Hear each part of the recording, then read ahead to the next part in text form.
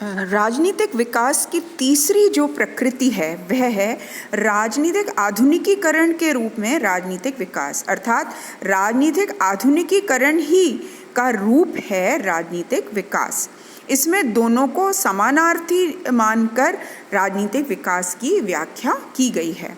जो चौथी प्रकृति है राजनीतिक विकास की वह है राष्ट्रीय राज्य के प्रचारक के रूप में राजनीतिक विकास। इसका क्या मतलब है कि राष्ट्रीयता की जो भावना है उसका जब विकास हो और राष्ट्रीय राज्य के निर्माण के साथ विकास हो तो हम ये कह सकते हैं कि राजनीतिक विकास हुआ है।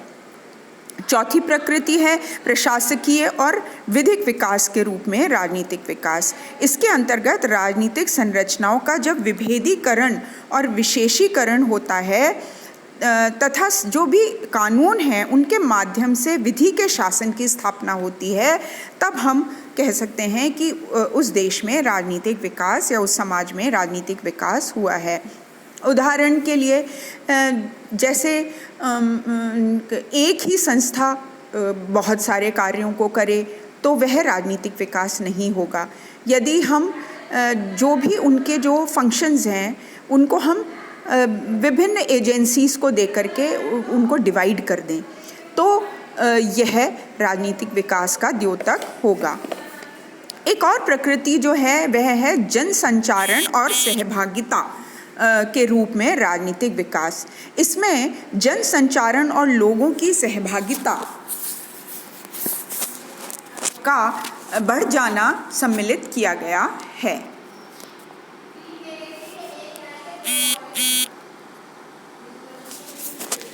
लोकतंत्र के निर्माण के रूप में राजनीतिक विकास के अंतर्गत राजनीतिक संरचनाओं और प्रक्रियाओं को प्रतियोगी, स्वतंत्र तथा जन सहभागिता के लक्षणों से युक्त करने की प्रक्रिया माना गया है। स्थायित्व और व्यवस्थित परिवर्तन के रूप में राजनीतिक विकास, यह भी एक प्रकृति है राजनीतिक विकास की। इसका अर्थ क्या कि राजनीतिक व्यवस्था की उस व्यवस्था को राजनीतिक विकास समझा जाए जिसमें परिवर्तन की सुनिश्चित और व्यवस्थित प्रविधियां जो हैं वो दिखाई पड़ें और जहां अनावश्यक राजनीतिक उथल पुथल न हो। जैसे उदाहरण के लिए भारत में यदि जो कोई भी सरकार है वो निर्णय जब लेती है तो उथल पुथल की स्थिति होती है, चाहे वह जीएसटी लागू करने के लिए हो या फिर रुपए के अवमूल्यन की स्थिति हो या कोई भी निर्णय हो, उसके अंतर्गत समाज में और देश में बड़ी उथल पुथल हो जाती है। यानी जो विपक्ष है वह अपनी प्रतिक्रिया उग्र रूप से प्रकट करता है। इसको हम राजनीतिक विकास नहीं कह सकते। फिर शक्ति संचारक के रूप में राजनीतिक विकास को माना जाता है। तो इसके अंतर्गत यह देखा जाता है कि राजनीतिक व्यवस्था विकास के लिए कितनी शक्ति समाज से जुटा पाता है। फिर अंतिम जो प्रकृति है वह है सामाजिक परिवर्तन की बहुदिशा युक्त प्रक्रिया के एक पहलू के रूप में राजनीतिक विकास। इसके अंतर्गत परिवर्तन की जो प्रक्रिया है उसको सामाजिक प्रक्रिया से जोड़ा जाता है। यानी कि केवल राजनीतिक रूप में परिवर्तन नहीं होना या विकास नहीं होना, बहुआयामी विकास जब होगा यानी सामाजिक स्तर पर, आर्थिक स्तर पर, राजनीतिक स्तर पर, तभी हम उसको राजनीतिक विकास की संज्ञा दे पाएंगे। अब लुसियन पाई ने राजनीतिक विकास को राजनीतिक व्यवस्था के 3 भिन्न स्तरों पर होने वाले परिवर्तन से संबंधित माना है। जो पहला स्तर है वह क्या है? संपूर्ण जनसंख्या का संदर्भ। दूसरा स्तर क्या है? शासकीय और सामान्य व्यवस्थाई निष्पादन का संदर्भ। और तीसरा है राजनीति के संगठक का संदर्भ।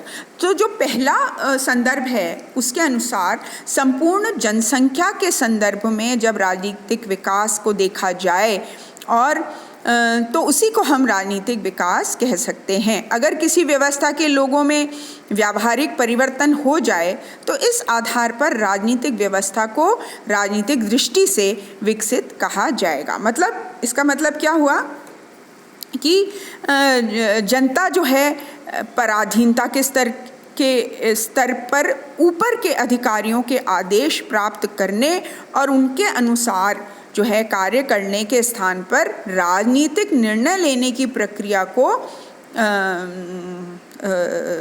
मतलब विकसित करे और उसमें सहभागी बने, तो हम कह सकते हैं कि उस देश में राजनीतिक विकास हुआ है।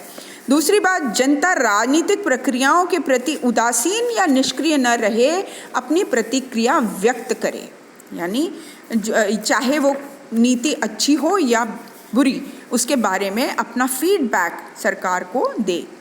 और फिर जनता में समानता के सिद्धांतों के प्रति संवेदनशीलता आ जाए, यह भी इसी में शामिल है, यानी जनसंख्या के संदर्भ में हम देखें तो। फिर सर्वव्यापी नियमों को सबकी स्वीकृति मिलने लग जाए तो भी हम कहेंगे कि हाँ, जनसंख्या का जो संदर्भ है वो राजनीतिक विकास की जो प्रक्रिया है वो जनसंख्या के स्तर पर हुई है। दूसरा मैंने आपको बताया था शासकीय और सामान्य व्यवस्थाई निष्पादन का संदर्भ। इसके अंतर्गत कुछ बातें हैं। तो पहली बात तो ये है कि राजनीतिक मामलों का उचित प्रबंध हो सके, है ना। दूसरा है राजनीतिक विवादों को नियंत्रित हम रख सकें, यानी विवादों को हम विकास में कोई बाधा न बनने दें और जनता की जो मांगे हैं वो तुरंत उनको निपटाया जा सके। जैसे किसान जो हैं वो आंदोलन करने लगते हैं, गुर्जर समाज जो है वो आंदोलनरत है, ये परिस्थितियां न बने, एक मतैक्य स्थापित हो और निर्णय जो है वो आसानी से लिया जा सके। और तीसरी बात जो मैंने आपको बताई थी राजनीति के संगठक के संदर्भ में, उसमें भी कुछ एक बातें शामिल हैं, जैसे संरचनात्मक विभिन्नीकरण का बढ़ जाना, संरचनाओं में बहुत अधिक विशेषीकरण का पाया जाना, यानी जैसे घड़ी है, यदि एक व्यक्ति सारे पार्ट्स को जोड़े, असेंबल करे तो वो विशेषीकरण नहीं होगा। यदि हर पार्ट को जोड़ने के लिए अलग व्यक्ति हो, उसको हम विशेषीकरण कहेंगे। तो जितने भी जो भी हमारे फंक्शंस हैं राजनीतिक व्यवस्था के, उनको करने के लिए स्पेशलाइज्ड एजेंसीज अगर हैं तो वो सही मायने में राजनीतिक विकास कहलाएगा। फिर सहभागी संस्थाओं और संगठनों में जो तालमेल यदि स्थापित हो तो भी हम कहेंगे कि वो वास्तविक रूप में राजनीतिक विकास हुआ है। मतलब ये कि जितने भी राजनीतिक व्यवस्था के जो संगठक हैं वो आपस में मिलजुल करके सामंजस्य स्थापित करके और कार्य करने लग जाएं तो हम इसको राजनीतिक विकास का द्योतक मानेंगे। तो नेक्स्ट लेक्चर में मैं आपको राजनीतिक विकास की विशेषताएं और लक्षण बताऊंगी। आज के लिए इतना ही। Thank you.